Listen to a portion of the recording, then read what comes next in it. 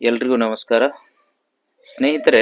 ಭೂಮಿ ಒಂದು ನಿಜಕ್ಕೂ ಅದ್ಭುತ, ಅತ್ಯದ್ಭುತ. ಒಂದು ಕಡೆ ಪರ್ವತ, ಮತ್ತೊಂದು ಕಡೆ ನೀರು, ಮಗದೊಂದು ಕಡೆ ಮರಳು, ಇನ್ನೊಂದು ಕಡೆ ಹಿಮ, ನೂರಾರು ಕೋಟಿ ಜನಸಂಖ್ಯೆ, ಸಹಸ್ರಾರು ಕೋಟಿ ಪ್ರಾಣಿಗಳು, ಅಸಂಖ್ಯಾತ ಜಲಚರಗಳು, ಲಕ್ಷಾಂತರ ಭಾಷೆಗಳು, ನೂರಾರು ದೇಶಗಳು, ಸಾವಿರಾರು ಜಾತಿಗಳು. ಒಂದೊಂದು ವಿಚಾರ ಕೂಡ ಅದ್ಭುತ, ಅತ್ಯದ್ಭುತವಾಗಿದೆ.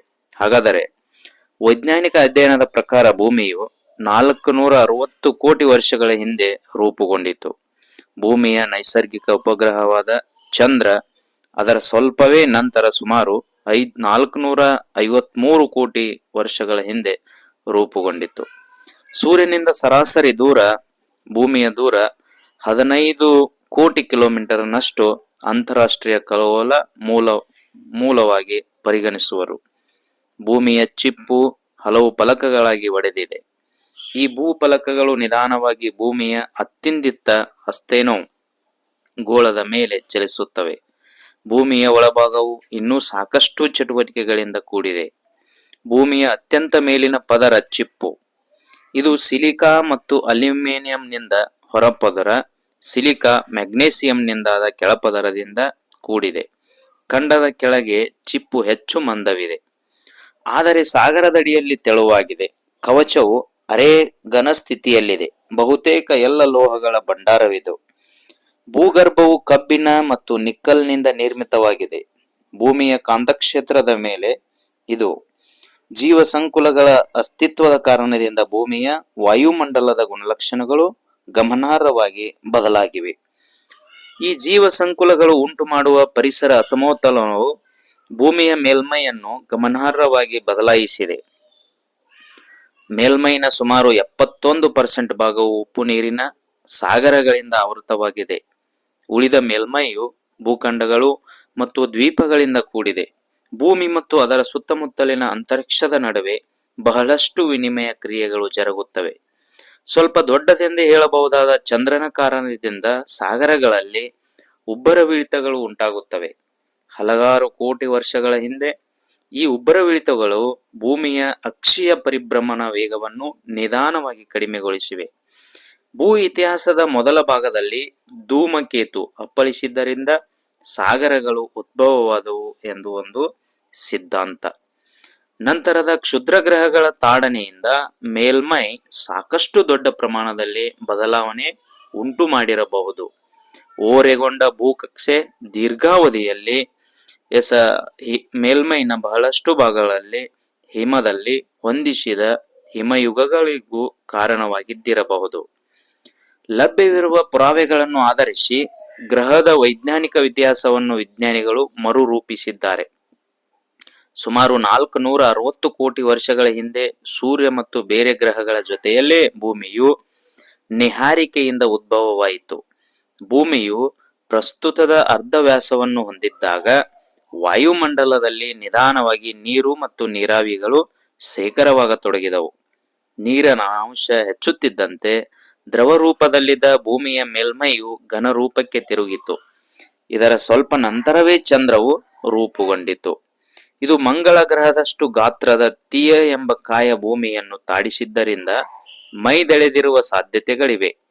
ಭೂಮಿಯ ಒಳಭಾಗದಿಂದ ಹೊರಬಂದ ಅನಿಲಗಳು ಮತ್ತು ಅಗ್ನಿ ಪರ್ವತಗಳ ಚಟುವಟಿಕೆಗಳಿಂದ ಅಧಿಮ ವಾಯುಮಂಡಲವು ಸೃಷ್ಟಿಯಾಯಿತು.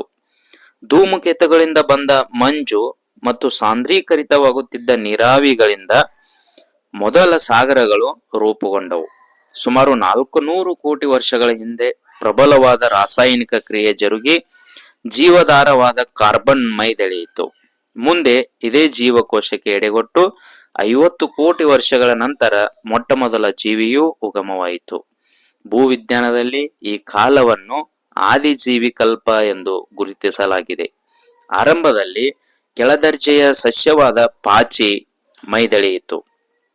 ದ್ಯುತಿ ಸಂಶ್ಲೇಷಣೆಯಿಂದ ಸೂರ್ಯನ ಶಕ್ತಿಯ ನೇರ ಶೇಖರಣೆ ಮತ್ತು ಬಳಕೆಯೂ ಸಾಧ್ಯವಾಯಿತು. ಈ ಪ್ರಕ್ರಿಯೆಯಿಂದ ಹೊರಬಂದ ಆಮ್ಲಜನಕವು ವಾಯುಮಂಡಲದಲ್ಲಿ ಶೇಖರವಾಗಿ ಓಝೋನ್ ಪದರವನ್ನು ನಿರ್ಮಿಸಿತು. ದೊಡ್ಡ ಕೋಶಗಳಲ್ಲಿ ಸಣ್ಣ ಕೋಶಗಳ ಸಂಘಟನೆಯು ಯೂಕ್ಯಾರಿಯೋಟ್ ಎಂದು ಕರೆಯಲಾಗುವ ಸಂಕೀರ್ಣ ಕೋಶಗಳ ಅಭಿವೃದ್ಧಿಗೆ ಎಡೆಮಾಡಿಕೊಟ್ಟಿತು. ಗುಂಪಾಗಿದ್ದ ಜೀವಕೋಶಗಳು ಬೇರೆ ಬೇರೆ ಕೆಲಸ ಕಾರ್ಯಗಳಲ್ಲಿ ನೈಪುಣ್ಯತೆ ಹೊಂದುತ್ತಿದ್ದಂತೆ ನಿಜವಾದ ಬಹುಕೋಶ ಜೀವಿಗಳು ರೂಪುಗೊಂಡವು.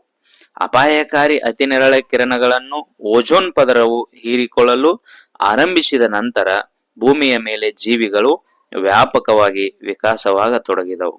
ಭೂಚಿಪ್ಪು ಮತ್ತು ಮೇಲಿನ ವಾಯುಗೋಳ ಸ್ಥರೀಕರಣಗೊಳ್ಳಲು ಸುಮಾರು 100 ಕೋಟಿ ವರ್ಷಗಳು ಸಂದಿವೆ ಎಂಬುದು ಒಂದು ಅಂದಾಜು. ಕೋಟ್ಯಾಂತರ ವರ್ಷಗಳ ಅವಧಿಯಲ್ಲಿ ಭೂಮಿಯ ನಿರಂತರ ಚಟುವಟಿಕೆಯ ಕಾರಣದಿಂದ ಮೇಲ್ಮೈ ಮೇಲೆ ಭೂಖಂಡಗಳು ನಿರ್ಮಾಣಗೊಳ್ಳುತ್ತಾ ಮತ್ತೆ ಛಿದ್ರಗೊಳ್ಳುತ್ತಾ ಬಂದಿವೆ.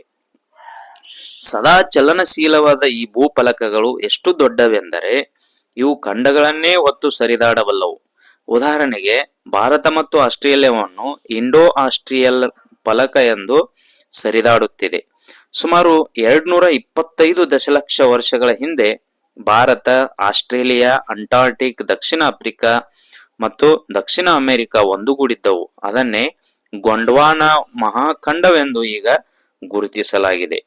ಹಾಗೆಯೇ ಯುರೋಪ್, ಉತ್ತರ ಅಮೆರಿಕ, ಏಷ್ಯಾದ ಬಹುಭಾಗ ಒಂದುಗೂಡಿದ್ದವು. ಅದಕ್ಕೆ ಲಾರೆಷಾ ಎಂಬ ಹೆಸರನ್ನು ವಿಜ್ಞಾನಿಗಳು ನೀಡಿದರು. ಖಂಡಗಳು ಸರಿದು 6.5 ಕೋಟಿ ವರ್ಷಗಳ ಹಿಂದೆ ಇಂದಿನ ಸ್ಥಿತಿ ತಲುಪಿವೆ ಎಂಬುದು ಖಂಡಗಳ ಸಿದ್ಧಾಂತವನ್ನು ಬೆಂಬಲಿಸುವುದು. ಇದಕ್ಕೆ ಹೆಚ್ಚಿನ ಭೂವೈಜ್ಞಾನಿಕ ಪುರಾವೆಗಳನ್ನು ಒದಗಿಸಿದ ಖ್ಯಾತಿ ಜರ್ಮನಿಯ ಖ್ಯಾತ ಪವನ ವಿಜ್ಞಾನಿ ಮತ್ತು ಭೂತ ವಿಜ್ಞಾನಿ ಆಲ್ಫ್ರೆಡ್ ವೆನೆಗರ್ಗೆ ಸೇರುತ್ತದೆ. ಎರಡನೇ ಮಹಾಯುದ್ಧದ ನಂತರ ಸಾಗರ ವಿಜ್ಞಾನ ಹೆಚ್ಚು ಅಭಿವೃದ್ಧಿವಾಯಿತು. ಇದರ ಪರಿಣಾಮವಾಗಿ ಖಂಡಗಳ ಅಲೆತದ ಸಿದ್ಧಾಂತಕ್ಕೆ ಸಾಗರ ತಳದಲ್ಲಿ ಪುರಾವೆಗಳು ಲಭ್ಯವಾದವು. ಈಗಿನ ತಿಳಿವಿನ ಪ್ರಕಾರ ಕೆಲವು ಅದು ಖಂಡಗಳ ಸರಿತವಲ್ಲ, ಬದಲು ಖಂಡಗಳನ್ನು ಹೊತ್ತ ಶಿಲಾಫಲಕಗಳ ಸರಿತ. ಈ ಸಿದ್ಧಾಂತದನ್ವಯ ಸಾಗರ ತಳದ ಸ್ವರೂಪ, ಜ್ವಾಲಾಮುಖಿಗಳ ಹಂಚಿಕೆ, ಭೂಕಂಪನಗಳ ತೀವ್ರತೆ, ಪರ್ವತಗಳ ಉಗಮ ಮುಂತಾದ ಭೂವೈಜ್ಞಾನಿಕ ಕ್ರಿಯೆಗಳನ್ನು ಅತ್ಯಂತ ವೈಜ್ಞಾನಿಕವಾಗಿ ವಿವರಿಸಬಹುದು. ಸುಮಾರು 58 ಕೋಟಿ ವರ್ಷಗಳ ಹಿಂದೆ ತೀವ್ರವಾದ ಹಿಮನದಿಗಳ ಚಟುವಟಿಕೆಗಳು ಭೂಮಿಯ ಬಹುತೇಕ ಮೇಲ್ಮೈಯನ್ನು ಹಿಮದ ಪದರದಲ್ಲಿ ಹೊದಿಸಿದ್ದವು ಎಂದು 1960 ಈಚೆಗೆ ಶಂಕಿಸಲಾಗಿದೆ. ಈ ವಾದವನ್ನು ಹಿಮದ ಉಂಡೆ ಅಥವಾ ಭೂಮಿ ಎಂದು ಕರೆಯಲಾಗಿದೆ. ಬಹುಕೋಶ ಜೀವಿಗಳು ಹೇರಳವಾಗಿ ವಂಶಾಭಿವೃದ್ಧಿ ಮಾಡಿದ ಕೆಂಬ್ರಿಯನ್ ಸ್ಫೋಟದ ಸ್ವಲ್ಪವೇ ಮುನ್ನ ಈ ಹಿಮಯುಗವು ಘಟಿಸಿದ್ದರಿಂದ ಇದರ ಬಗ್ಗೆ ಸಾಕಷ್ಟು ಆಸಕ್ತಿ ಇದೆ. ಈ ಅವನತಿಯಿಂದ ಡೈನೋಸಾರ್ಗಳು ಮತ್ತಿತರ ದೊಡ್ಡ ಸರೀಸೃಪಗಳು ನಾಶವಾದರೂ ಸ್ತನಿಗಳಂತ ಚಿಕ್ಕಪುಟ್ಟ ಜೀವಿಗಳು ಉಳಿದುಕೊಂಡವು. ಕಳೆದ 6.5 ಕೋಟಿ ವರ್ಷಗಳಲ್ಲಿ ಸ್ತನಿಗಳು ಬಹಳಷ್ಟು ವೈವಿಧ್ಯಮಯವಾಗಿ ವಿಕಾಸವಾಗಿವೆ. ಸುಮಾರು 20 ಲಕ್ಷ ವರ್ಷಗಳ ಹಿಂದೆ ಪ್ರೈಮೇಟ್ ಗುಂಪಿಗೆ ಸೇರಿದ ವಾನರ ಮುಂದೆ ವಿಕಾಸವಾಗಿ 2 ಕಾಲುಗಳ ಮೇಲೆ ನಿಂತುಕೊಳ್ಳಲು ಕಲಿತಿದ್ದೇ ಆದಿಮಾನವನ ಉಗಮಕ್ಕೆ ಎಡೆ ಮಾಡಿಕೊಟ್ಟಿತು ಎಂದು ಮಾನವ ವಿಜ್ಞಾನವನ್ನು ಅಧ್ಯಯನ ಮಾಡಿದ್ದಾರೆ. ಇದರ ಹಿಂದೆ ಉಪಕರಣಗಳ ಬಳಕೆಗೆ ಮಿದುಳು ಪ್ರೇರೇಪಿಸಿತು.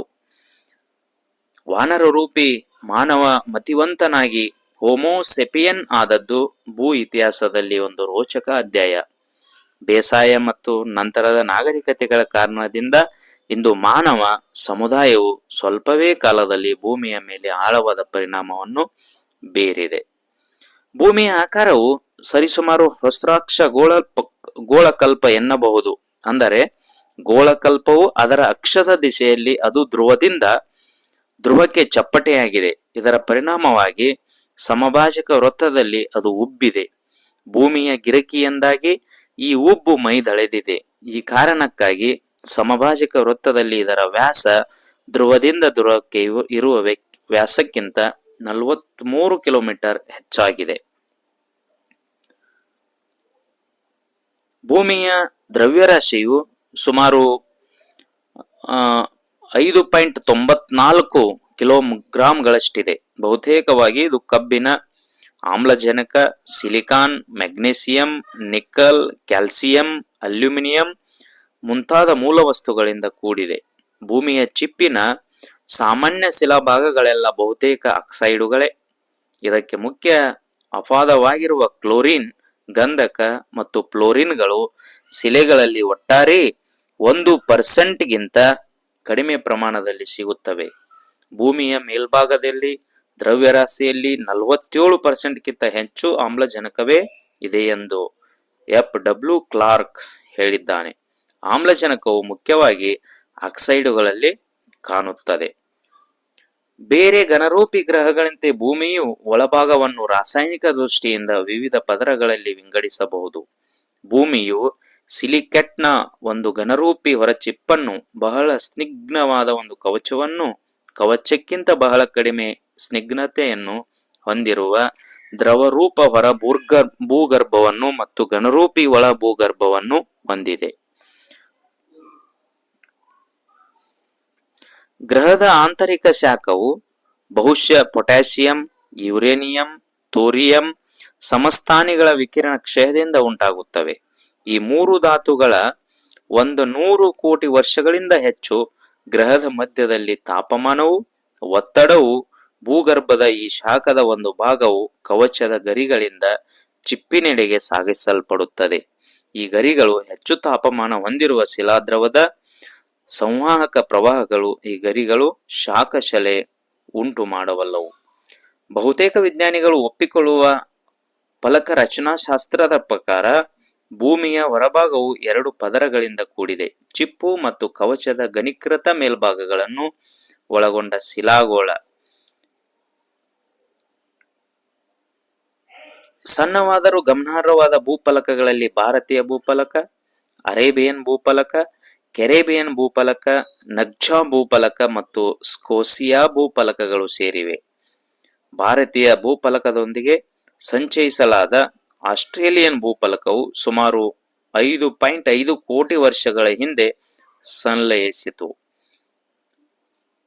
ಭೂಮಿಯ ಮೇಲ್ಮೈಯು ಸ್ಥಳದಿಂದ ಸ್ಥಳಕ್ಕೆ ವಿಪರೀತವಾದ ಭಿನ್ನತೆಗಳನ್ನು ಹೊಂದಿದೆ. ಸುಮಾರು 70% ಮೇಲ್ಮೈಯು ನೀರಿನಿಂದ ಆವೃತವಾಗಿದ್ದು, ಭೂಖಂಡ ಚಾಚಿನ ಬಹುತೇಕ ಭಾಗವು ಸಾಗರದ ಮಟ್ಟದ ಕೆಳಗಿದೆ. ಭೂಮಿಯ ನೆಲವನ್ನೆಲ್ಲ ಒಂದೇ ಎತ್ತರದಲ್ಲಿ ಸಮನಾಗಿ ಹರಡಿದರೆ ನೀರು 2500 ಮೀಟರ್ಗಳಿಗಿಂತ ಹೆಚ್ಚು ಮಟ್ಟಕ್ಕೆ ಏರುತ್ತದೆ. ನೀರಿನಿಂದ ಆವೃತವಾಗಿರದ ಉಳಿದ 30% ಮೇಲ್ಮೈಯು ಪರ್ವತಗಳು, ಮರುಭೂಮಿಗಳು, ಸಮತಳಗಳು, ಪ್ರಸ್ಥಭೂಮಿಗಳು ಇತ್ಯಾದಿಗಳಿಂದ ಕೂಡಿದೆ. ವನನೆಲದ 13% ಮಾತ್ರ ಬೇಸಾಯಕ್ಕೆ ಯೋಗ್ಯವಾಗಿದೆ. ಆದರೆ 4.71% ನೆಲದಲ್ಲಿ ಮಾತ್ರ ಶಾಶ್ವತ ಬೆಳೆಗಳನ್ನು ಬೆಳೆಯಬಹುದು. ಭೂಮಿಯ ನೆಲದ ಸುಮಾರು 40% ಭಾಗವು ಪ್ರಸ್ತುತದಲ್ಲಿ ಬೇಸಾಯಕ್ಕೆ ಮತ್ತು ಮೇವಿಗಾಗಿ ಬಳಕೆಯಾಗುತ್ತದೆ. ಇದು ಸುಮಾರು 3.3 ಎಕರೆ ಬೇಸಾಯದ ಭೂಮಿ ಎಂದು ಅಂದಾಜು ಮಾಡಲಾಗಿದೆ. ಭೂಮಿಯ ಹೊರಪದರವಾದ ಕ್ಷಿತಿಗೋಳವು ಮಣ್ಣಿನಿಂದ ರಚಿತವಾಗಿದ್ದು, ಮಣ್ಣನ್ನು ರೂಪಿಸುವ ಪ್ರಕ್ರಿಯೆಗಳು ಇಲ್ಲಿ ನಡೆಯುತ್ತವೆ. ಭೂಮಿಯ ಶಿಲಾಗೋಳ, ವಾಯುಮಂಡಲ, ಜಲಗೋಳ ಮತ್ತು ಜೈವಗೋಳ ಸೀಮೆಗಳಲ್ಲಿ ಕ್ಷಿತಿಗೋಳವು ಸ್ಥಿತವಾಗಿರುತ್ತದೆ. ಭೂಮಿಯ ಮೇಲೆ ನೀರಿನ ಹೇರಳತೆಯು ಈ ನಮ್ಮ ನೀಲ ಗ್ರಹವನ್ನು ಸೌರಮಂಡಲದ ಬೇರೆಲ್ಲ ಗ್ರಹಗಳಿಂದ ಪ್ರತ್ಯೇಕಿಸುತ್ತದೆ. ಸುಮಾರು 70% ಮೇಲ್ಮೈಯು ನೀರಿನಿಂದ ಆವೃತವಾಗಿದ್ದು, 29% ವಿಸ್ತೀರ್ಣವು ಮಾತ್ರ ಸ್ಥಿರ ನೆಲವಾಗಿದೆ. ಭೂಮಿಯ ಜಲಗೋಳವು ಮುಖ್ಯವಾಗಿ ಸಾಗರಗಳಿಂದ ಕೂಡಿದ್ದರೂ ಸರೋವರಗಳು, ಕೆರೆ, ನದಿಗಳು ಮತ್ತು ಭೂಗತ ನೀರು ಸಹ ಇದರಲ್ಲಿ ಸೇರಿದೆ. ಭೂಮಿಯ ವಾಯುಮಂಡಲವು ಸ್ಫುಟವಾದ ಮಿತಿರೇಖೆಯನ್ನು ಹೊಂದಿಲ್ಲ. ಬದಲಿಗೆ ಮೇಲ್ಮೈಯಿಂದ ಹೆಚ್ಚು ಮೇಲೆ ಹೋಗುತ್ತಿದ್ದಂತೆ ವಾಯುಮಂಡಲವು ನಿಧಾನವಾಗಿ ವಿರಳವಾಗುತ್ತಾ ಕೊನೆಗೆ ಅಂತರಿಕ್ಷದ ನಿರ್ವಾತದಲ್ಲಿ ಬೆರೆತು ಹೋಗುತ್ತದೆ. ವಾಯುಮಂಡಲದ ಮುಕ್ಕಾಲು ಪಾಲು ದ್ರವ್ಯರಾಶಿಯು ಮೇಲ್ಮೈಯಿಂದ ಮೊದಲ 114 ಕಿಲೋಮೀಟರ್ಗಳ ಅಂತರದಲ್ಲಿದೆ. ಭೂಮಿಯ ಮೇಲ್ಮೈಯಲ್ಲಿ ವಾಯುಭಾರವು ಸರಾಸರಿ 101 kPa ವಾಯು 78%, ಸಾರಜನಕ ಮತ್ತು 21% ಆಮ್ಲಜನಕಗಳಿಂದ ಕೂಡಿದ್ದು, ಅತ್ಯಲ್ಪ ಪ್ರಮಾಣದಲ್ಲಿ ನೀರಾವಿ ಮತ್ತಿತರ ಅನಿಲ ರೂಪಿ ಸಂಯುಕ್ತ ವಸ್ತುಗಳನ್ನು ಹೊಂದಿದೆ. ವಾಯುಮಂಡಲವು ಹಾನಿಕಾರಕ ಅತಿ ನೇರಳೆ ಕಿರಣಗಳನ್ನು ಹೀರಿಕೊಂಡು ಉಷ್ಣತೆಯನ್ನು ಮಂದಿಸಿ, ನೀರಾವಿಯನ್ನು ಸಾಗಿಸಿ, ಉಪಯುಕ್ತ ಅನಿಲಗಳನ್ನು ಒದಗಿಸಿ ಭೂಮಿಯ ಜೀವಜಂತುಗಳನ್ನು ರಕ್ಷಿಸುತ್ತದೆ. ಹವಾಮಾನವನ್ನು ನಿರ್ಧರಿಸುವುದರಲ್ಲಿ ವಾಯುಮಂಡಲವು ಒಂದು ಪ್ರಮುಖ ಅಂಗ. ಭೂಮಿಯ ಹವಾಮಾನದಲ್ಲಿ ಎದ್ದು ಕಾಣುವ ವೈಶಿಷ್ಟ್ಯತೆಗಳೆಂದರೆ 2 ಧ್ರುವ ವಲಯಗಳು, 2 ಸಮಶೀತೋಷ್ಣ ವಲಯಗಳು ಮತ್ತು 1 ಅಗಲವಾದ ಸಮಭಾಜಕ ವಲಯ. ಮಳೆ ಮತ್ತು ಹಿಮಪಾತಗಳು ಬಹಳಷ್ಟು ವಿಭಿನ್ನವಾಗಿ ವರ್ಷಕ್ಕೆ ಹಲವು ಮೀಟರ್ ನೀರಿನಿಂದ ಹಿಡಿದು 1 ಮಿಲಿಮೀಟರ್ಗಿಂತ ಕಡಿಮೆಯಷ್ಟು ಬೀಳುತ್ತವೆ. ಭೂಮಿಯ ಕಾಂತಕ್ಷೇತ್ರವು ಸುಮಾರು ಕಾಂತೀಯ ದ್ವಿಧ್ರುವದ ಆಕಾರವನ್ನು ಹೊಂದಿದ್ದು, ಪ್ರಸ್ತುತದಲ್ಲಿ ಕಾಂತಧ್ರುವಗಳು ಗ್ರಹದ ಭೌಗೋಳಿಕ ಧ್ರುವಗಳ ಸಮೀಪದಲ್ಲಿವೆ. ಡೈನಮೋ ಸಿದ್ಧಾಂತದ ಪ್ರಕಾರ ದ್ರವೀಕೃತ ಭೂಗರ್ಭದ ವಲಯದಲ್ಲಿ ಶಾಖವು ವಾಹಕ ಪದಾರ್ಥಗಳಲ್ಲಿ ಸಂವಹನ ಚಲನೆಗಳನ್ನುಂಟು ಮಾಡಿ ಇದರಿಂದ ವಿದ್ಯುತ್ ಪ್ರವಾಹಗಳು ಸೃಷ್ಟಿಯಾಗುತ್ತವೆ. ಈ ವಿದ್ಯುತ್ ಪ್ರವಾಹಗಳು ಕಾಂತಕ್ಷೇತ್ರವನ್ನು ಉಂಟು ಮಾಡುತ್ತವೆ. ಈ ಕಾಂತಕ್ಷೇತ್ರದಿಂದ ಸೃಷ್ಟಿಗೊಂಡ ಕಾಂತಗೋಳವು ಸೌರ ಮಾರುತದಲ್ಲಿನ ಕಣಗಳನ್ನು ಭೂಮಿಯಿಂದಾಚೆಗೆ ವಾಲಿಸುತ್ತದೆ.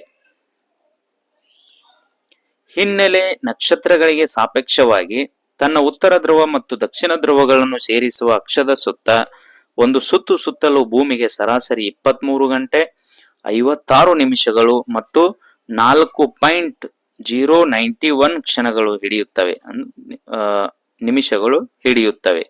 ಈ ಅವಧಿಗೆ ನಾಕ್ಷತ್ರಿಕ ದಿನ ಎಂದ ಹೆಸರು. ಭೂಮಿಯಿಂದ ಕಂಡಂತೆ ಅಂತರಿಕ್ಷದಲ್ಲಿ ಆಕಾಶಕಾಯಗಳ ಚಲನೆಯು ಪಶ್ಚಿಮದೆಡೆಗೆ ಇರುತ್ತದೆ. ಇದು ಪ್ರತಿ 2 ನಿಮಿಷಗಳಲ್ಲಿ ಸೂರ್ಯ ಅಥವಾ ಚಂದ್ರರ ಗೋಚರ ವ್ಯಾಸಕ್ಕೆ ಸಮಾನ. ಭೂಮಿಯು ಸೂರ್ಯನನ್ನು ಸರಾಸರಿ ಸುಮಾರು 15 ಕೋಟಿ ಕಿಲೋಮೀಟರ್ ದೂರದಲ್ಲಿ ಪರಿಭ್ರಮಿಸುತ್ತದೆ. ಹೀಗಾಗಿ ಭೂಮಿಯಿಂದ ನಕ್ಷತ್ರಗಳಿಗೆ ಸಾಪೇಕ್ಷವಾದ ಸೂರ್ಯನ ಗೋಚರ ಚಲನೆಯು ಸುಮಾರು 12 ಗಂಟೆಗಳಲ್ಲಿ ಸೂರ್ಯ ಅಥವಾ ಚಂದ್ರರ ವ್ಯಾಸದಷ್ಟು ಪೂರ್ವದೆಡೆಗೆ ಇರುತ್ತದೆ.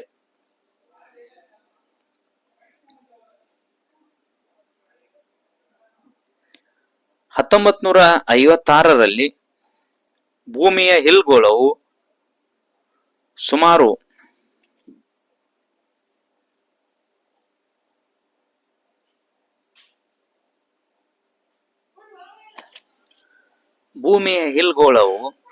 ಇದು ಭೂಮಿಯ ಗುರುತ್ವ ಪ್ರಭಾವವು ಸೂರ್ಯ ಮತ್ತು ಗ್ರಹಗಳ ಪ್ರಭಾವಕ್ಕಿಂತ ಅಧಿಕವಾಗಿರುವ ಗರಿಷ್ಠ ದೂರ. ಈ ತ್ರಿಜ್ಯದ ಹೊರಗೆ ಭೂಮಿಯನ್ನು ಪರಿಭ್ರಮಿಸುವ ಕಾಯಗಳು ಸೂರ್ಯನ ಗುರುತ್ವ ಕ್ಷೋಭೆಯ ಕಾರಣದಿಂದ ತಮ್ಮ ಕಕ್ಷೆಯನ್ನು ತಪ್ಪಿ ಹೋಗಬಹುದು. 1956ರಲ್ಲಿ ಎಕ್ಸ್ಪ್ಲೋರ್ ನೌಕೆಯು ಮೊದಲ ಬಾರಿಗೆ ಅಂತರಿಕ್ಷದಿಂದ ಭೂಮಿಯ ಛಾಯಾಚಿತ್ರವನ್ನು ತೆಗೆಯಿತು.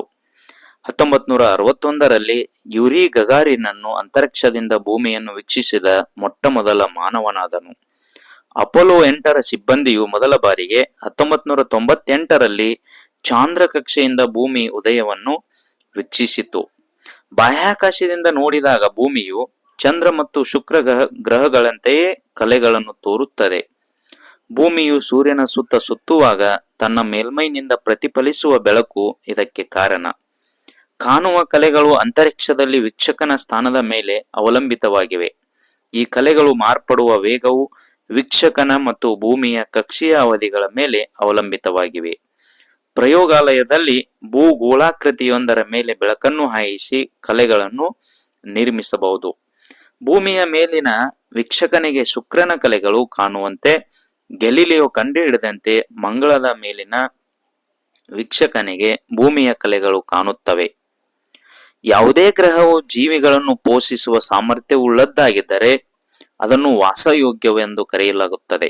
ಇದುವರೆಗೆ ತಿಳಿದು ಬಂದಂತೆ ಭೂಮಿಯು ದ್ರವರೂಪಿ ನೀರು, ಜಟಿಲವಾದ ಸಾವಯವ ಕಣಗಳು ಒಗ್ಗೂಡುವಂತಹ ಪರಿಸರ ಮತ್ತು ಉಪಾಪಯಚವನ್ನು ಉಳಿಸಿಕೊಂಡು ಹೋಗಲು ಅವಶ್ಯಕವಾದ ಶಕ್ತಿ ಇವುಗಳನ್ನು ಒದಗಿಸುತ್ತದೆ. ಭೂಮಿಯ ಮೇಲಿನ ಜೀವಜಂತುಗಳು ಮತ್ತು ಜೈವಗೋಳವನ್ನು ರೂಪಿಸುತ್ತವೆ. ಈ ಜೈವಗೋಳವು ಸುಮಾರು 350 ಕೋಟಿ ವರ್ಷಗಳ ಹಿಂದೆ ವಿಕಸಿಸಲು ಶುರುವಾಯಿತೆಂದು ನಂಬಲಾಗಿದೆ.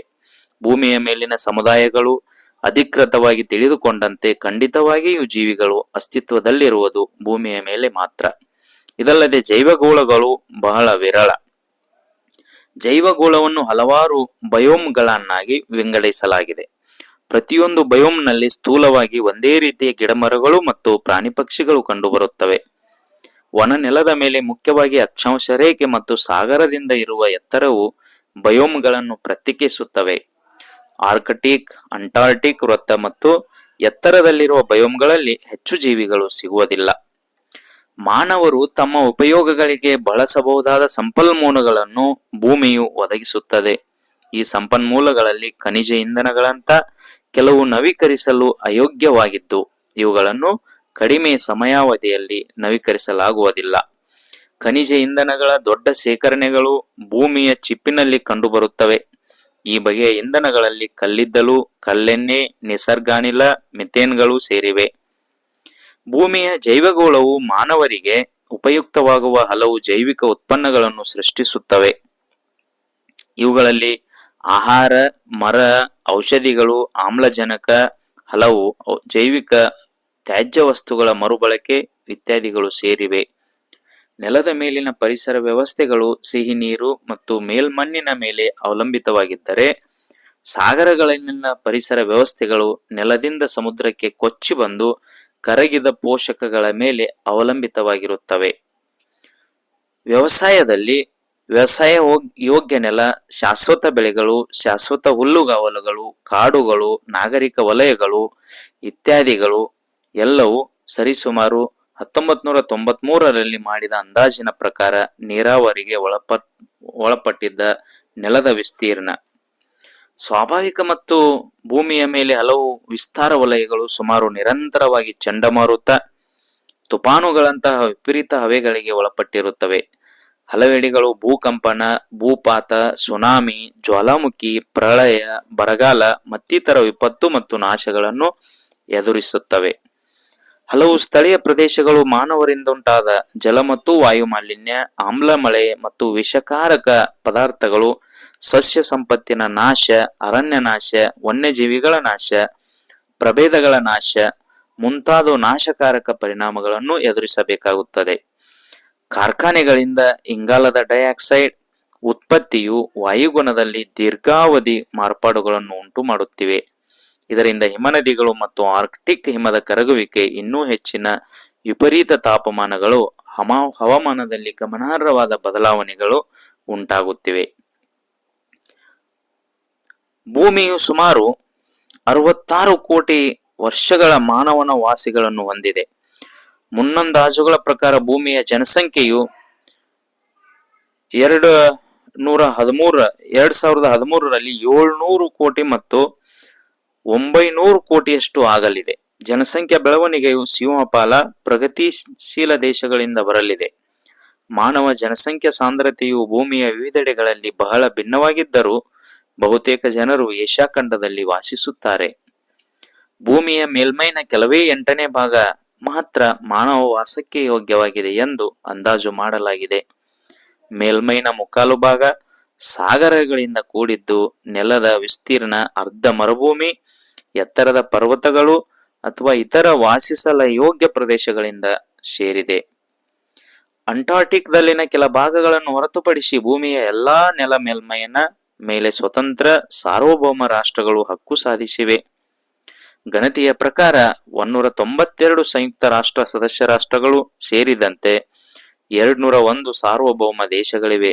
ಇವಲ್ಲದೆ ಭೂಮಿಯ ಮೇಲೆ 59 ಅವಲಂಬಿ ಪ್ರಾಂತ್ಯಗಳು, ಹಲವು ಸ್ವಾಯತ್ತ ವಲಯಗಳು, ವಿವಾದಿತ ಪ್ರದೇಶಗಳು ಮತ್ತು ಇತರೆ ಪ್ರದೇಶಗಳು ಇವೆ. ರಾಷ್ಟ್ರಗಳ ನಡುವಿನ ವ್ಯಾಜ್ಯಗಳಲ್ಲಿ ಮಧ್ಯವರ್ತಿಯಾಗಿ ಪ್ರವೇಶಿಸಿ ಸಶಸ್ತ್ರ ಸಂಘರ್ಷಣೆಯನ್ನು ತಪ್ಪಿಸುವ ಉದ್ದೇಶದಿಂದ ಅಂತರಾಡಳಿತ ಸಂಸ್ಥೆಯಾದ ಸಂಯುಕ್ತ ರಾಷ್ಟ್ರವನ್ನು ರಚಿಸಲಾಯಿತು. ಆದರೆ ಈ ಸಂಸ್ಥೆಯು ವಿಶ್ವವ್ಯಾಪಿ ಸರ್ಕಾರವಲ್ಲ. ಸಂಯುಕ್ತ ರಾಷ್ಟ್ರವು ಅಂತಾರಾಷ್ಟ್ರೀಯ ಕಾನೂನಿಗೆ ವ್ಯವಸ್ಥೆ ಕಲ್ಪಿಸುವುದು ಹಾಗೂ ಸದಸ್ಯ ರಾಷ್ಟ್ರಗಳ ಒಮ್ಮತವಿದ್ದಾಗ ಸಶಸ್ತ್ರ ಸಂಘರ್ಷಣೆಗೆ ಅನುವು ಮಾಡಿಕೊಡುವುದು ಇವುಗಳನ್ನು ಮಾಡುತ್ತದಾದರೂ ಇದು ಮುಖ್ಯವಾಗಿ ಅಂತಾರಾಷ್ಟ್ರೀಯ ರಾಯಭಾರಕ್ಕೆ ಚರ್ಚಾ ವೇದಿಕೆಯಾಗಿ ಕಾರ್ಯನಿರ್ವಹಿಸುತ್ತದೆ. ಒಟ್ಟಾರೆ 2004ನೇ ಇಸವಿ ಹೊತ್ತಿಗೆ ಸುಮಾರು 400 ಮಾನವರು ಭೂಮಿಯ ವಾಯುಮಂಡಲದ ಹೊರಗೆ ಪಯಣಿಸಿದ್ದು ಇದರಲ್ಲಿ 12 ಜನರು ಚಂದ್ರನ ಮೇಲೆ ನಡೆದಾಡಿದ್ದಾರೆ. ಸಾಮಾನ್ಯವಾಗಿ ಅಂತರಿಕ್ಷದಲ್ಲಿರುವ ಮಾನವರೆಂದರೆ ಅಂತಾರಾಷ್ಟ್ರೀಯ ಅಂತರಿಕ್ಷ ನಿಲ್ದಾಣದಲ್ಲಿರುವವರು. ನಿಲ್ದಾಣದ 3 ಜನರ ಸಿಬ್ಬಂದಿಯನ್ನು 6 ತಿಂಗಳಿಗೊಮ್ಮೆ ಬದಲಾಯಿಸಲಾಗುತ್ತದೆ. ಭೂಮಿಯ ಭವಿಷ್ಯವು ಸೂರ್ಯನ ಭವಿಷ್ಯದ ಮೇಲೆ ಹೆಚ್ಚಾಗಿ ಅವಲಂಬಿತವಾಗಿದೆ. ಸೂರ್ಯನ ಒಳಭಾಗದಲ್ಲಿ ಹೀಲಿಯಂ, ಬೂದಿಯ ನಿರಂತರ ಶೇಖರಣೆಯ ಕಾರಣದಿಂದ ಸೂರ್ಯನ ಒಟ್ಟಾರೆ ಕಾಂತೀಯತೆಯು ನಿಧಾನವಾಗಿ ಹೆಚ್ಚಾಗುತ್ತದೆ. ಸುಮಾರು 110 ಕೋಟಿ ವರ್ಷಗಳಲ್ಲಿ ಕಾಂತೀಯತೆಯು 10% ನಷ್ಟು ಮತ್ತು ಸುಮಾರು 350 ಕೋಟಿ ವರ್ಷಗಳಲ್ಲಿ 40% ಹೆಚ್ಚುತ್ತದೆ. ಹೆಚ್ಚಾದ ಈ ವಿಕಿರಣದಿಂದ ಭೂಮಿಯ ಸಾಗರಗಳ ನಾಶವೂ ಸೇರಿದಂತೆ ಹಲವು ಘೋರ ಪರಿಣಾಮಗಳೂ ಉಂಟಾಗುತ್ತವೆಂದು ಹವಾಮಾನ ಮಾದರಿಗಳು ಸೂಚಿಸುತ್ತವೆ. ಭೂಮಿಯ ಮೇಲ್ಮೈ ತಾಪಮಾನವು ಹೆಚ್ಚಿದಂತೆ ಅವೈಜ್ಞಾನಿಕ CO2 ಆವೃತ್ತದ ವೇಗವೂ ಹೆಚ್ಚಾಗುತ್ತದೆ. ಇದರಿಂದ ಇನ್ನೂ 90 ಕೋಟಿ ವರ್ಷಗಳಲ್ಲಿ ಇಂಗಾಲದ ಡೈಆಕ್ಸೈಡ್ ಅನ್ನು ಸಾಂದ್ರತೆಯು ಗಿಡಮರಗಳಿಗೆ ಮಾರಕವಾಗುವಷ್ಟು ದ್ಯುತಿಸಂಶ್ಲೇಷಣೆಗೆ 1/100 ಸಾಂದ್ರತೆ ಅತ್ಯವಶ್ಯಕ ಕಡಿಮೆಯಾಗುತ್ತದೆ. ಆದರೆ ಸೂರ್ಯನು ಶಾಶ್ವತವಾಗಿ ಸ್ಥಿರವಾಗಿದ್ದರೂ ಭೂಮಿಯು ನಿಧಾನವಾಗಿ ತಣ್ಣಗಾಗುತ್ತಿರುವುದರಿಂದ ಅಗ್ನಿಪರ್ವತ ಚಟುವಟಿಕೆಗಳು ಕಡಿಮೆಯಾಗಿ ಭೂಮಿಯ ಬಹುತೇಕ ವಾಯುಮಂಡಲ ಮತ್ತು ಸಾಗರಗಳು ನಶಿಸಿ ಹೋಗಿರುತ್ತಿದ್ದವು.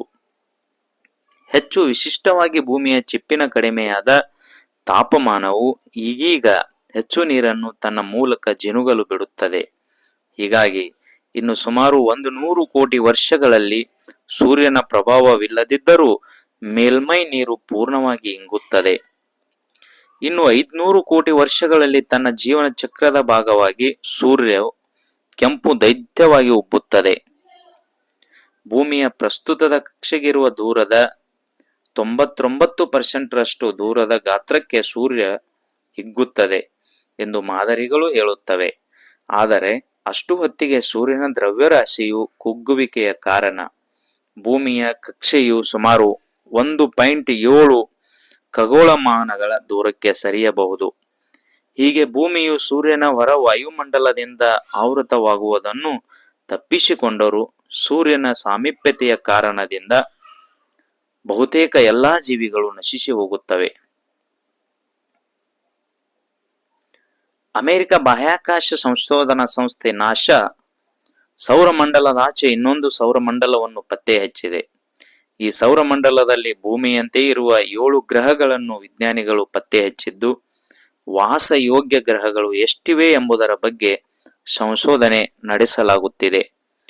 ಸೌರಮಂಡಲದಂತೆಯೇ ಇರುವ ಈ ಹೊಸ ಸೌರಮಂಡಲದಲ್ಲಿ ಕುಬ್ಜ ನಕ್ಷತ್ರದ ಸುತ್ತುವ 7 ಗ್ರಹಗಳನ್ನು ಪತ್ತೆ ಹಚ್ಚಿದ್ದು, ಇವುಗಳಲ್ಲಿ ಕೆಲವು ಗ್ರಹಗಳು ವಾಸಯೋಗ್ಯ ವಾತಾವರಣವನ್ನು ಹೊಂದಿರುವ ಸಾಧ್ಯತೆಯೂ ಇದೆ ಎಂದು ಹೇಳಲಾಗುತ್ತಿದೆ. ಈ 7 ಗ್ರಹಗಳ ಪೈಕಿ 3 ಗ್ರಹಗಳಲ್ಲಿ ಜೀವಿಗಳು ವಾಸಿಸಲು ಯೋಗ್ಯವಾದ ವಾತಾವರಣವಿದ್ದು, ಇಲ್ಲಿ ನೀರಿನ ಸೆಲೆ ಕಂಡುಬಂದಿದೆ ಎಂದು ವಿಜ್ಞಾನಿಗಳು ಹೇಳುತ್ತಿದ್ದಾರೆ. ಸೂರ್ಯನಿಗಿಂತ 200 ಪಟ್ಟು ಕಾಂತಿಹೀನವಾಗಿರುವ ನಕ್ಷತ್ರವೊಂದರ ಸುತ್ತಲೂ ಈ ಗ್ರಹಗಳು ತಿರುಗುತ್ತಿವೆ. ಭೂಮಿಯಿಂದ ಸುಮಾರು 40 ಜ್ಯೋತಿರ್ವರ್ಷಗಳಷ್ಟು ದೂರವಿರುವ ಸೌರಮಂಡಲವನ್ನು ಹೋಲುವ ಈ ಸೌರಮಂಡಲದ ಕೇಂದ್ರ ಬಿಂದುವಾದ ಕುಬ್ಜ ನಕ್ಷತ್ರಕ್ಕೆ ತ್ರಪಿಸ್ಟ್ ಎಂದು ಹೆಸರಿಡಲಾಗಿದೆ.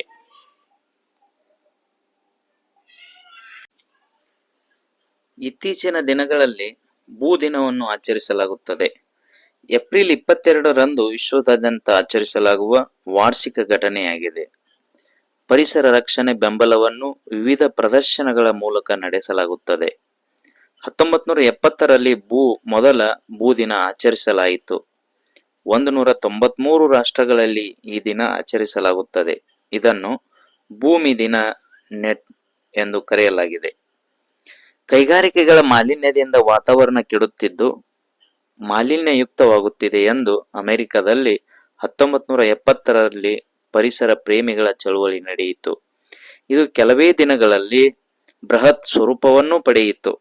ಪರಿಸರ ಪ್ರೇಮಿಗಳು ಅಷ್ಟೇ ಅಲ್ಲ, ನಾಗರಿಕರೆಲ್ಲ ಎಚ್ಚೆತ್ತುಕೊಂಡು ಈ ಮಾಲಿನ್ಯ ಹೋಗದಿದ್ದರೆ ಉಳಿಗಾಲವಿಲ್ಲ ಎಂದರಚತೊಡಗಿದರು. ಆಗ ಸರ್ಕಾರ ಮಾಲಿನ್ಯ ತಡೆಗೆ ನಿಯಮಗಳನ್ನು ರೂಪಿಸಿ ಜಾರಿಗೂ ತಂದಿತು.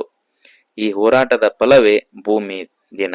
ಈ ಚಳುವಳಿಗೆ ಸರ್ಕಾರ ಮನ್ನಣೆ ನೀಡಿ ಪರಿಸರ ಸಂರಕ್ಷಣೆ, ಭೂಮಿ ಸಂರಕ್ಷಣೆಗೆ ಒತ್ತು ನೀಡುವ ಭರವಸೆ ನೀಡಿದ ಸೂಚಕವಾಗಿ ಪ್ರತಿ ವರ್ಷ ಏಪ್ರಿಲ್ 22ರಂದು ವಿಶ್ವ ಭೂಮಿ ದಿನ ಆಚರಿಸಲಾಗುತ್ತದೆ. ಈ ಭೂಮಿ ದಿನ ನಂತರದ ದಿನಗಳಲ್ಲಿ ವರ್ಷಗಳಲ್ಲಿ ವಿಶ್ವದಾದ್ಯಂತ ವಿಸ್ತಾರವಾಯಿತು. ಭೂಮಿ ಸಂರಕ್ಷಣೆಯಲ್ಲಿ ಮಾನವನ ಪಾತ್ರದ ಬಗ್ಗೆ ಅರಿವು ಮೂಡಿಸುವ ವೇದಿಕೆಗಳೂ ಸೃಷ್ಟಿಯಾದವು. ಪರಿಸರ ಕಾಳಜಿಯುಳ್ಳ ಸಂಸ್ಥೆಗಳು ಕೈಜೋಡಿಸಿದವು. ಕೆಲವು ಕಂಪನಿಗಳು ತಮ್ಮ ಕಾರ್ಪೊರೇಟ್ ಹೊಣೆಗಾರಿಕೆಯ ಮೂಲಕವೂ ಕಾರ್ಯಕ್ರಮಗಳನ್ನು ಆಯೋಜಿಸಿದವು. ಪ್ರತಿಯೊಂದು ವರ್ಷಕ್ಕೂ ಒಂದು ಥೀಮ್ ನೀಡಲಾಯಿತು. ಅದರಂತೆ ಭೂಮಿ ರಕ್ಷಣೆಯಲ್ಲಿ ಭೂಮಿಯನ್ನು ಮಾಲಿನ್ಯ ಮುಕ್ತಗೊಳಿಸಲು, ಪರಿಸರ ಕಾಪಾಡಲು, ಹಸಿರು ಉಳಿಸಲು ಕಾರ್ಯಕ್ರಮಗಳನ್ನು ಆಯೋಜಿಸಲಾಗುತ್ತಿದೆ.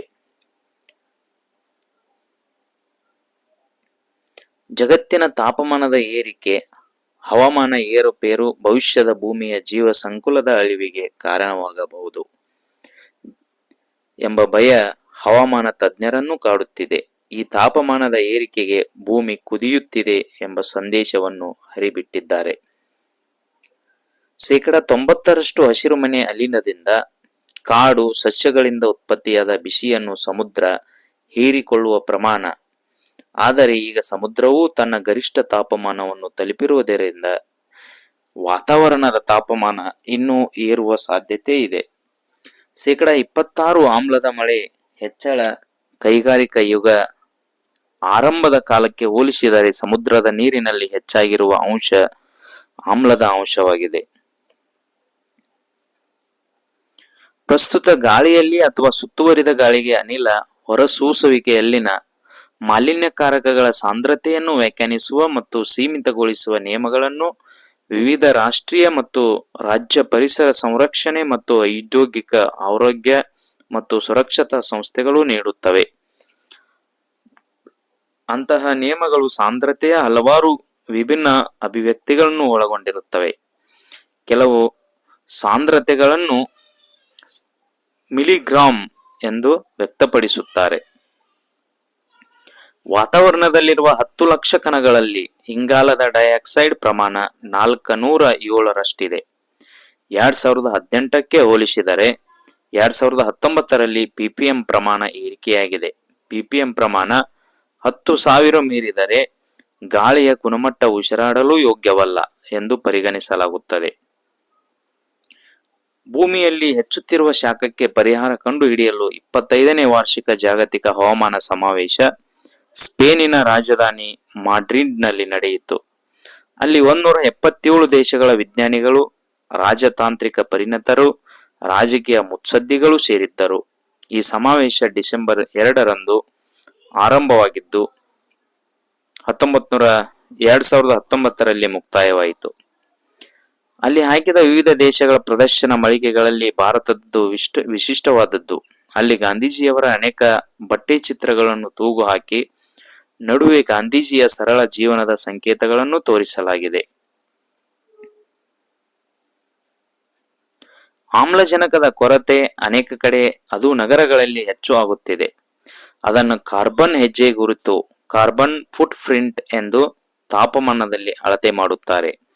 ಜಗತ್ತಿನ ಒಬ್ಬೊಬ್ಬರೂ ಪ್ರತಿ ವರ್ಷ ಎಷ್ಟು ಫಾಸಿಲ್ ಇಂಧನಗಳನ್ನು ಸುಟ್ಟು ಗಾಳಿಗೆ ಸೇರಿಸುತ್ತಿದ್ದೇವೆ ಎಂಬ ಅಳತೆಗೋಲು ಇದು. ಈ ಅಳತೆಯತೆ ಜಗತ್ತಿನ ಸರಾಸರಿ ಪ್ರತಿ ವ್ಯಕ್ತಿಯ ಇಂಗಾಲದ ಹೆಜ್ಜೆ ಗುರುತಿನ ತೂಕ 4.5 ಟನ್ಗಳಷ್ಟಿದೆ ಎಂಬುದು ವಿಜ್ಞಾನಿಗಳ ಲೆಕ್ಕ.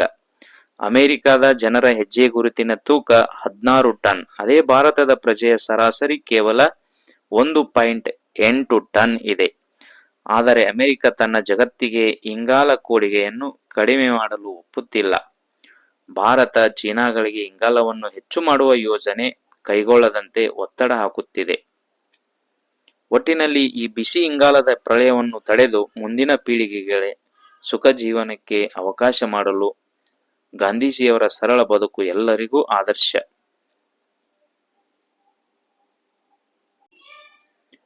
ಪ್ರತಿ ವರ್ಷ ಜೂನ್ 5ರಂದು ವಿಶ್ವ ಪರಿಸರ ದಿನಾಚರಣೆಯನ್ನು ಆಚರಿಸಲಾಗುತ್ತದೆ. ಇದನ್ನು 1973ರಲ್ಲಿ ವಿಶ್ವಸಂಸ್ಥೆಯ ಮಾನವ ಪರಿಸರ ಕುರಿತ ಸಮ್ಮೇಳನದಿಂದ ಪ್ರೇರೇಪಿತರಾಗಿ ಆಚರಿಸಲಾಯಿತು. ಪರಿಸರ ಮತ್ತು ಪರಿಸರ ಸಮಸ್ಯೆಗಳ ಅರಿವನ್ನು ಉತ್ತೇಜಿಸಲು ಇದನ್ನು ಪ್ರತಿ ವರ್ಷ ಹೊಸ ವಿಷಯದೊಂದಿಗೆ ಆಚರಿಸಲಾಗುತ್ತದೆ. ಈ ದಿನದ ಆಚರಣೆಯು ಪ್ರದರ್ಶನಗಳು, ಸಂಗೀತ ಕಚೇರಿಗಳು, ಮೆರವಣಿಗೆಗಳು, ಸ್ಪರ್ಧೆಗಳು, ಪ್ರಚಾರಗಳು ಮುಂತಾದ ವಿಭಿನ್ನ ರೀತಿಯಲ್ಲಿ ನಡೆಯುತ್ತದೆ. ವಿವಿಧ ಪರಿಸರ ಸಮಸ್ಯೆಗಳ ಬಗ್ಗೆ ಸಾರ್ವಜನಿಕರಲ್ಲಿ ಜಾಗೃತಿ ಮೂಡಿಸುವುದು ಮತ್ತು ಉತ್ತಮ ಭವಿಷ್ಯಕ್ಕಾಗಿ ನಮ್ಮ ಪರಿಸರವನ್ನು ರಕ್ಷಿಸುವುದು ವಿಶ್ವ ಪರಿಸರ ದಿನದ ಮುಖ್ಯ ಉದ್ದೇಶವಾಗಿದೆ. ಅನೇಕ ಪರಿಸರವಾದಿಗಳು, ಪ್ರಾಧ್ಯಾಪಕರು, ವಿಜ್ಞಾನಿಗಳು ಮತ್ತು ರಾಜಕಾರಣಿಗಳು ಈ ಆಚರಣೆಗಳಲ್ಲಿ ಸಕ್ರಿಯವಾಗಿ ಪಾಲ್ಗೊಳ್ಳುತ್ತಾರೆ. ಈ ಅಭಿಯಾನದ ಒಂದು ಭಾಗವಾಗಿ ವಿವಿಧ ಚರ್ಚೆಗಳು, ಭಾಷಣಗಳು, ಕಲೆ ಮತ್ತು ವರ್ಣಚಿತ್ರಗಳು, ರ್ಯಾಲಿಗಳು, ರಸಪ್ರಶ್ನೆಗಳು ನಡೆಯುತ್ತವೆ. ಅನೇಕ ಶಾಲೆಗಳು, ಕಾಲೇಜುಗಳು ಮತ್ತು ಕಚೇರಿಗಳು ಸಹ ಸ್ಪರ್ಧೆಗಳು, ಮರಗಳನ್ನು ನೆಡುವುದು, ಸಾರ್ವಜನಿಕ ಸ್ಥಳಗಳನ್ನು ಸ್ವಚ್ಛಗೊಳಿಸುವುದು, ಮರುಬಳಕೆ ಮಾಡುವುದು, ಜಾಗತಿಕ ತಾಪಮಾನ ಏರಿಕೆ ಇತ್ಯಾದಿಗಳಲ್ಲಿ ಭಾಗವಹಿಸುವ ಮೂಲಕ ಆಚರಣೆಯನ್ನು ಮಾಡಲಾಗುತ್ತದೆ. ಪರಿಸರ ಸ್ನೇಹಿ ಉತ್ಪನ್ನಗಳ ಬಗ್ಗೆ ಸಾರ್ವಜನಿಕರಿಗೆ ಅರಿವು ಮೂಡಿಸುವ ಮತ್ತು ಮುಂಬರುವ ಪೀಳಿಗೆಗಳಿಗೆ ಸ್ವಚ್ಛ, ಹಸಿರು ಹಾಗೂ ಮಾಲಿನ್ಯ ಮುಕ್ತ ವಾತಾವರಣವನ್ನು ಸೃಷ್ಟಿಸುವ ಉಪಕ್ರಮ ಇದು. ಪ್ರತಿ ವರ್ಷ ಈ ಚಟುವಟಿಕೆಗಳನ್ನು ವಿವಿಧ ನಗರಗಳು ಮತ್ತು ದೇಶಗಳಲ್ಲಿ ನಡೆಸಲಾಗುತ್ತದೆ. ಈ ಸಮಸ್ಯೆಯನ್ನು ಜಾಗತಿಕವಾಗಿ ಪರಿಹರಿಸಬೇಕೇ ಹೊರತು ನಿರ್ದಿಷ್ಟವಾಗಿ ಒಂದು ದೇಶದಿಂದ ಪರಿಹರಿಸಲಾಗುವುದಿಲ್ಲ. ಆಚರಣೆಗಳ ಭಾಗವಾಗಿ ಅಂತಾರಾಷ್ಟ್ರೀಯ ರಜಾ ದಿನವಲ್ಲದಿದ್ದರೂ ಉತ್ತಮ ನಾಳೆಗಳಿಗಾಗಿ ಮತ್ತು ಸುಸ್ಥಿರ ಅಭಿವೃದ್ಧಿಗಾಗಿ ಪ್ರತಿಯೊಬ್ಬರೂ ಈ ಚಟುವಟಿಕೆಗಳಲ್ಲಿ ಭಾಗವಹಿಸುತ್ತಾರೆ. ಮಾಲಿನ್ಯ ಅಥವಾ ನೈಸರ್ಗಿಕ ಸಂಪನ್ಮೂಲಗಳ ಕೊರತೆಯಿಂದ ಮುಕ್ತವಾದ ನೈಸರ್ಗಿಕ ಮತ್ತು ಸುಂದರವಾದ ಜಗತ್ತನ್ನು ಸೃಷ್ಟಿಸುವುದು ಪ್ರತಿ ವರ್ಷ ನಾವು ವಿಶ್ವ ಪರಿಸರ ದಿನದ ಸಂಪೂರ್ಣ ಆಲೋಚನೆ. ಮನುಷ್ಯ ಯಾವಾಗಲೂ ತನ್ನ ಚಟುವಟಿಕೆಗಳ ಬಗ್ಗೆ ಜಾಗೃತನಾಗಿರಬೇಕು ಮತ್ತು ನಮ್ಮ ಸುತ್ತಮುತ್ತಲಿನ ಪ್ರದೇಶಗಳನ್ನು ಸ್ವಚ್ಛವಾಗಿ ಮತ್ತು ಆರೋಗ್ಯವಾಗಿಡಲು ಪ್ರಯತ್ನಿಸಬೇಕು. ನೈಸರ್ಗಿಕ ಸಂಪನ್ಮೂಲಗಳನ್ನು ರಕ್ಷಿಸಬೇಕು ಮತ್ತು ಅವುಗಳನ್ನು ಸಮರ್ಥ ಹಾಗೂ ಎಚ್ಚರಿಕೆಯಿಂದ ಬಳಸಿಕೊಳ್ಳಬೇಕು. ಎಲ್ಲರಿಗೂ ನಮಸ್ಕಾರ.